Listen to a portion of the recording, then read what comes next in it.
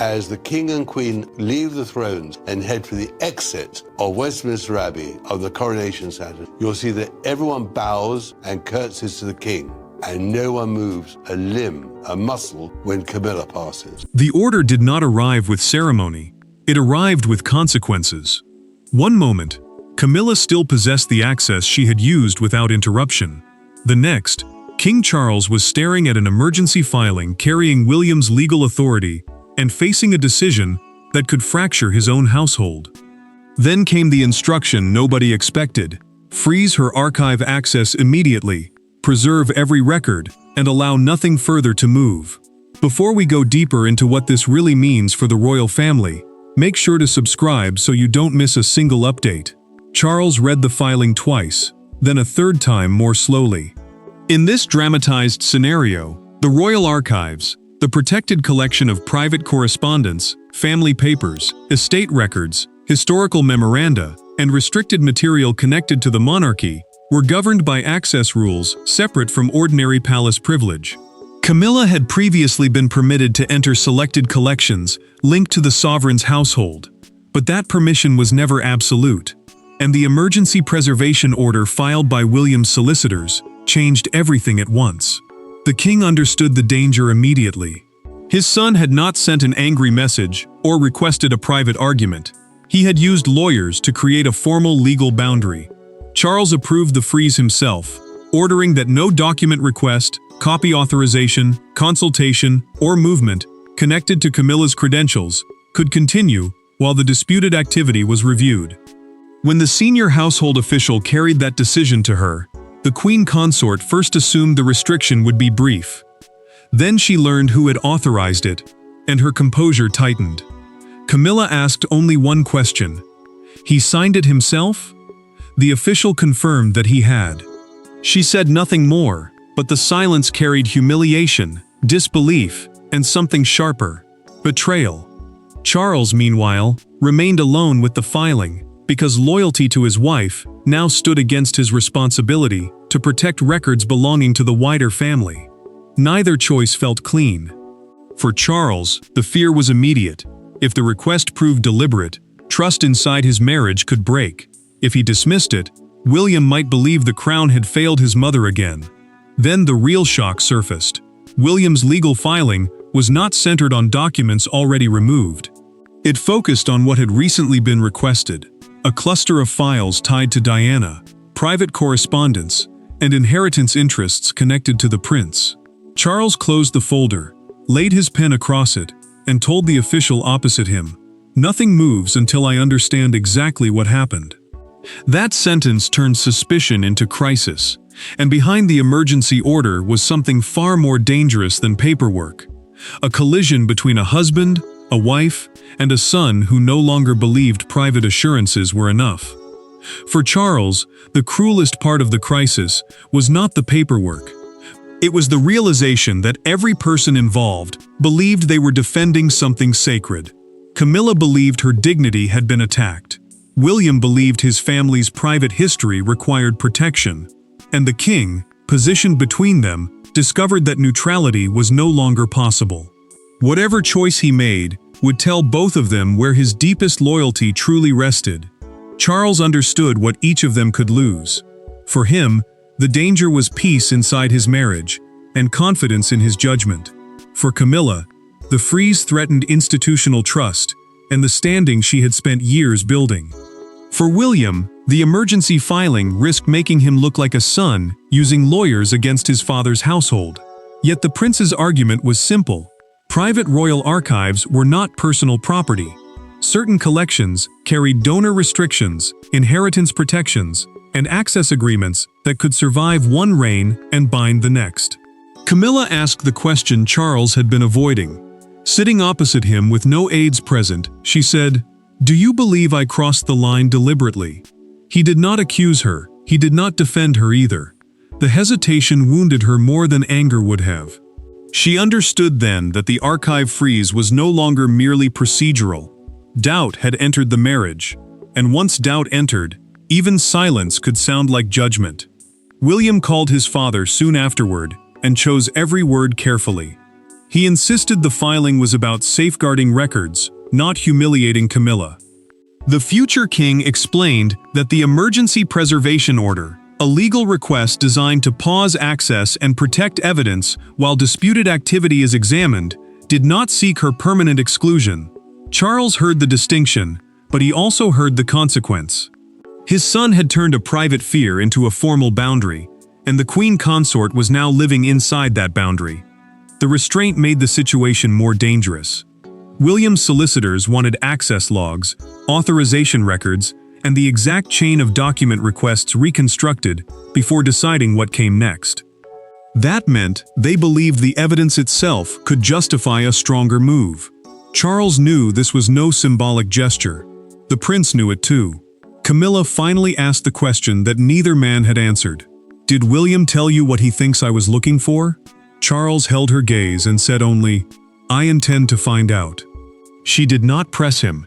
He did not comfort her.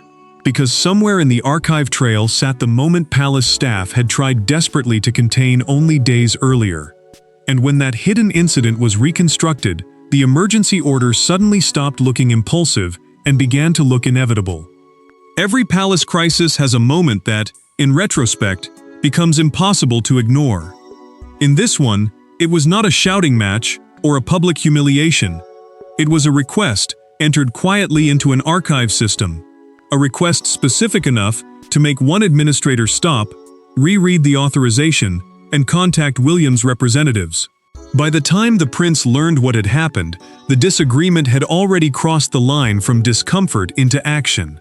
William had always understood that sensitive family papers were protected for a reason. Inside this dramatized archive system, restricted files required a traceable request naming the reader, the collection being sought, the authority allowing access, and the purpose behind it. Those rules mattered because correspondence connected to private family history, inheritance, and personal agreements could not be treated like ordinary palace paperwork. The prince had already instructed his legal representatives to monitor restrictions attached to material associated with Diana, which meant an unusual request could trigger review before he personally knew anything was wrong. Then the call came. A solicitor told William that a request connected to Camilla's authorized archive profile had reached material his advisors believed fell outside the intended scope of her access. He did not explode. He did not accuse her. His first reaction was disbelief, followed immediately by caution. "Confirm it," he said. The future king wanted the entry checked, the authorization compared, and the exact chain preserved before anyone approached the household. Charles would later see that decision as a betrayal of trust. From the king's perspective, his son had chosen lawyers before family. Yet William feared that raising the concern informally could alter the very record his team needed to examine. That tension became the point of no return when an archive administrator received a request for a sealed correspondence index linked to Diana's post-separation family papers and later inheritance protections. A sealed correspondence index, a restricted catalog showing what sensitive letters exist without automatically revealing their contents, required tighter authorization than ordinary research material. The request did not prove wrongdoing, but it triggered an automatic legal escalation. William studied the copied access entry in silence. He placed his phone on the desk, walked away for several seconds, then returned to the call. His solicitor waited. The prince finally said, "Preserve everything first. Questions come second." That instruction became the backbone of the emergency filing Charles would later be forced to confront. And once Charles learned exactly which records had caused the alarm, anger gave way to something heavier. He knew the next conversation could not be handled by advisors, lawyers, or intermediaries. The documents may have started the crisis, but what came next would be settled face to face, and neither he nor Camilla could hide behind procedure anymore.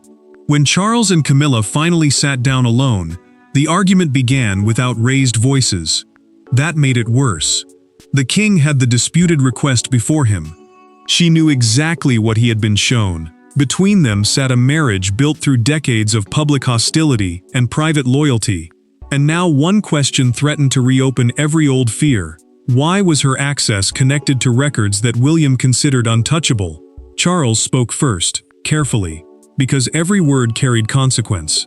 He explained that freezing archive access did not establish guilt, it created a temporary barrier while the legal and archival record was examined. An archive restriction, a formal limit preventing someone from viewing or requesting protected records, could be lifted if the evidence cleared them. But both understood that when a monarch imposed such a restriction on his own wife, procedure became something far more personal. Camilla's access had grown through household duties and approved historical research, not through unlimited ownership of family papers, and that distinction now mattered more than ever. Then Charles asked the question he had been carrying since the filing arrived. "Did you request the Diana-linked index?" Camilla did not hesitate. She admitted authorizing research into correspondence connected to his earlier household, but denied knowingly seeking material reserved for William. The Queen Consort insisted she had never asked anyone to cross that boundary. He listened, but the silence after her answer felt like disbelief. Camilla leaned forward and turned the question back on him. "Do you trust me?" Charles refused to give her the comfort she wanted while the facts remained incomplete. The king told her trust could not replace evidence, especially when William had already forced the issue into a formal review. She heard that restraint as abandonment. Her voice hardened as she accused the prince of turning private suspicion into official judgment, before giving her any chance to explain. Then Charles revealed the detail that changed the argument. The access request was not the only irregularity. A secondary consultation note showed that someone had asked whether copying restrictions attached to the protected index could be overridden through the sovereign's household authorization. Camilla pushed her chair back, then stopped before standing. "I never asked for that," she said. The Queen Consort repeated it more firmly. "I never requested an override." Charles slid the consultation note toward her, but kept one hand resting on it. He was not accusing her now. He was protecting the evidence. And suddenly the crisis had become more dangerous, because if Camilla had not made that request, someone inside the archive process may have stretched her authority or acted in her name. That possibility shifted the battle away from accusation and toward control, because whoever could explain the access trail would determine whose credibility survived what came next. Power inside a monarchy rarely belongs entirely to one person. Charles may be king, William may be heir, and Camilla may stand beside the sovereign. Yet the archive dispute exposes a harder truth. Historical records obey their own rules. Some answer to the crown. Some remain restricted by private agreements. Others carry conditions written years before the current reign. Suddenly, titles matter less than signatures nobody expected to become important again. Charles learned just how limited royal authority could become when he met privately with the archive director. In this dramatized structure, the archive contained crown-held records, personally deposited family papers, privately owned correspondence, and collections governed by donor or trust restrictions. A trust restriction, a legal condition controlling who may access or use certain material, could remain binding regardless of who occupied the throne. The king could suspend household credentials immediately, but he could not simply erase protections attached to privately deposited material, because doing so could undermine the legal safeguards surrounding the entire collection. The warning unsettled Charles. The archive director told him the freeze had to remain neutral until the evidence was complete. If Camilla was cleared, her access could be restored. But if the monarch intervened too soon, even out of loyalty, he could appear to have compromised the review. That mattered, because the issue was no longer simply whether the Queen Consort had made a questionable request. It was whether the institution could investigate someone close to the sovereign without bending its own rules. William felt no satisfaction either. During a private legal consultation, the prince told his solicitors that he did not want a public victory over his father's wife. He wanted one answer: who had actually requested the restricted material, and why. His legal team had focused the emergency order on preservation rather than royal hierarchy, precisely because preserved records could speak more clearly than titles ever could. Then the archive director delivered the detail that changed everything. Camilla's credentials identified the authorized account, but they did not prove which individual had physically communicated every instruction attached to that account. The queen consort's profile pointed toward her office, not necessarily toward her voice. Charles removed his glasses after reading the technical explanation. He paused, then asked the question nobody in the room could avoid. Then whose voice made the request? The silence that followed carried a different kind of fear. Investigators began reconstructing the communication chain, and one seemingly minor internal note suggested the request had passed through another member of the household before reaching the archive. But before that clue could be tested, the freeze was already changing Camilla's daily reality in ways no legal document could soften. Restrictions become real only when someone encounters the first closed door. For Camilla, that moment comes sooner than expected. A routine request, connected to household correspondence, is returned with a short notice explaining that her archive privileges remain suspended. No accusation appears on the page. No dramatic language is necessary. The denial itself tells her everything. Until the dispute is resolved, the institution she represents no longer fully trusts the authority attached to her name. Camilla reads the notice once, then again more slowly. The freeze means existing archive appointments are cancelled. Researchers working through her office must seek separate authorization. Document requests are paused, and staff are forbidden from using her credentials indirectly. Separate authorization, permission granted to an individual researcher rather than through another person's access rights, matters because it prevents anyone from quietly bypassing the restriction. The queen consort folds the notice once and slips it beneath another paper, unwilling to let those around her see how sharply the rejection has landed. Charles keeps the sanction narrow on purpose. He allows her ceremonial duties and ordinary household work to continue because the king believes precision is the only way to stop a legal dispute from becoming a complete marital rupture. Yet Camilla tells him the narrowness makes the humiliation worse. Everyone in the relevant offices knows exactly which privilege has been removed and why. He answers that restoring access simply to protect appearances would destroy the credibility of the review. Neither raises their voice, but the distance between them grows. Then, William's legal team finds something that shifts the balance. The disputed inquiry did not move directly from Camilla's profile to the archive administrator. It passed through a senior research coordinator who was authorized to submit requests for several members of the household. That detail matters because the coordinator could communicate research language in another person's name without that person personally phrasing every request. For the first time, the prince has evidence suggesting the account trail and the human trail may not be identical. William studies the communication log and stops at one sentence. The coordinator described the Diana-linked material as necessary for comparative household chronology. The phrase troubles him immediately because it does not match the purpose Camilla described to Charles. The future king reads it again, and the certainty that had driven the emergency order begins to weaken. Now William faces the choice he never expected.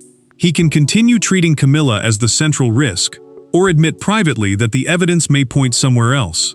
And that choice leads directly to the moment the entire conflict changes, when he and the queen consort finally speak without Charles, lawyers, or palace machinery standing between them. The most important conversation in the crisis happened without solicitors. No archive director sat beside them. Charles did not mediate. William and Camilla entered, carrying years of history, grief, defensiveness, and mistrust, and for once, neither could outsource the difficult part.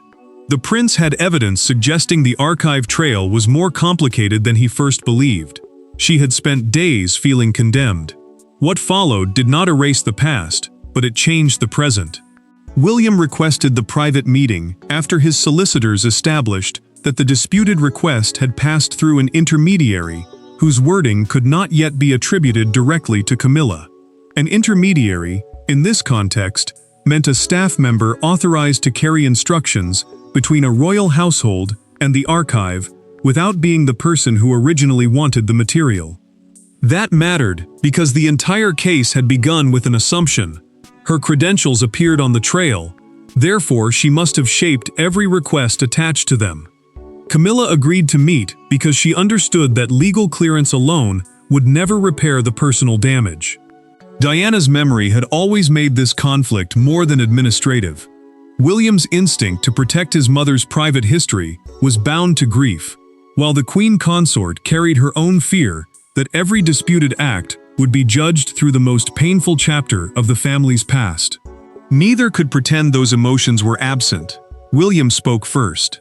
He told her that when he saw his mother's restricted papers connected to the access trail, he reacted as a son before he reacted as an heir. The prince did not apologize for preserving the records, because he still believed that decision was necessary. But he admitted something harder. He had assumed the worst too quickly, and once that suspicion hardened, every new detail seemed to confirm it. Camilla answered without anger. She admitted approving a historical research project involving Charles's earlier household correspondence, but insisted she never wanted access to Diana's private material. She told William the suspicion hurt, precisely because she understood why he was frightened. The queen consort knew the history between them made innocence difficult to assume. Then William revealed the shift. The research coordinator appeared to have broadened the original request independently, believing associated records would help complete the project. The finding did not settle every procedural question, but it weakened the strongest claim that Camilla had personally targeted the restricted collection. William let the silence sit before saying, "The freeze stays until the review ends, but I will tell my father what the evidence now shows." Camilla nodded. She did not argue. For the first time, procedure was no longer being used as a weapon between them. But their private understanding came too late to stay private, because once the freeze leaked beyond palace walls, nuance disappeared, and the monarchy had to decide whether truth could outrun spectacle. By morning, a private legal safeguard has become a national spectacle. Headlines reduce days of uncertainty to a brutal image: the king restricting his own wife after intervention by his heir. Supporters of William call it accountability. Defenders of Camilla call it humiliation by procedure. Others see something larger: a monarchy forced to prove that family status cannot automatically override rules designed to protect its own history. Charles watches the coverage harden into competing versions of the same event. Palace communications officials issue a narrow statement explaining that a temporary archival access restriction remains under administrative review and does not amount to a finding of misconduct. An administrative review, an internal examination of records, permissions, and procedure before responsibility is assigned, is meant to protect fairness. Yet the careful language satisfies almost nobody. Commentators argue over whether William showed necessary discipline or allowed a household research dispute to become a public constitutional embarrassment.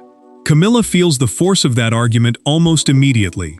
One headline says she has been locked out of royal history, and the phrase cuts deeper than the practical restriction ever did. The queen consort knows the review may eventually clear her, but public language has already created its own verdict. William feels uneasy for a different reason. The prince watches commentators describe him as having defeated her, when he never wanted victory. He wanted protected records preserved, and now that purpose is being turned into personal triumph. Then the public frenzy meets the first hard piece of evidence. Charles receives the preliminary review finding. The disputed request began inside an approved research project, but was broadened by an intermediary beyond its original authorization. No evidence shows that Camilla personally instructed anyone to access Diana's restricted correspondence. The king reads the conclusion carefully, because it offers relief without erasing the procedural failure that caused the crisis. Outside Buckingham Palace, the conflict becomes impossible to miss. A fictional morning paper appears with the front-page headline, "King freezes Camilla file access," while a broadcaster nearby stresses that the emerging evidence points towards staff expansion of the request, rather than a direct order from the queen consort. One version offers scandal, the other offers complication. Together, they capture exactly why Charles can no longer allow silence to define the story. Now the king has enough information to act. He can restore Camilla's access exactly as it stood before, or use the crisis to impose safeguards that permanently change how sensitive family records are handled. And when Charles gives that final instruction, the crisis ends not with total victory for William or complete vindication for Camilla, but with a boundary neither side will ever again be able to ignore. The final decision does not erase what happened. It does something more difficult. It separates suspicion from responsibility. Charles receives the completed review, knowing that one ruling must answer 3 different wounds. William's fear that his mother's private history was vulnerable, Camilla's anger at being treated as the presumed source of the request, and the king's own realization that informal trust is no substitute for clear boundaries. Charles reads the findings before speaking to anyone. The review concludes that Camilla approved a legitimate historical research project, but did not personally direct the request for Diana's restricted material. A household intermediary widened the inquiry beyond its permitted scope and failed to seek the additional permission required. That matters because the queen consort is no longer facing the darkest suspicion, but the system itself has still failed in a way the monarchy cannot simply ignore. The king restores Camilla's archive access, but not under the old rules.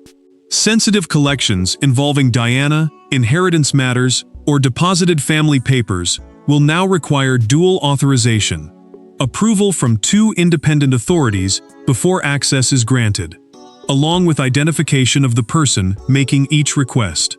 Charles tells her that restoring her credentials is more than an administrative reversal. It is his acknowledgement that the evidence did not support what he feared. She accepts that, but tells him quietly that being doubted will take longer to repair than the restriction itself. William meets his father afterward and refuses to call the emergency filing a mistake. The prince still believes preserving the records was necessary, yet he admits that suspicion hardened too quickly once his mother's papers appeared in the access trail. Charles understands that his son acted from protection, not malice, and that admission changes the tone between them. Then the final safeguard is imposed. The intermediary's authority is reduced, and the research process is rewritten, so no broad household credential can again unlock sensitive material without a named requester and documented purpose. Charles signs the revised access directive, sets down the pen, and tells William and Camilla that the matter is closed. The prince gives a small nod. The queen consort exhales and answers. Then let it stay closed. No one celebrates. That is the point. Camilla is cleared of deliberately targeting Diana's protected papers. William proves that even the heir can demand safeguards. Charles learns that protecting family and crown sometimes means limiting those closest to him. The archive doors reopen, the emergency order ends, and trust survives because the truth, not assumption, delivers the final verdict. Thanks for watching. Please don't forget to like and subscribe, and we will see you in next one.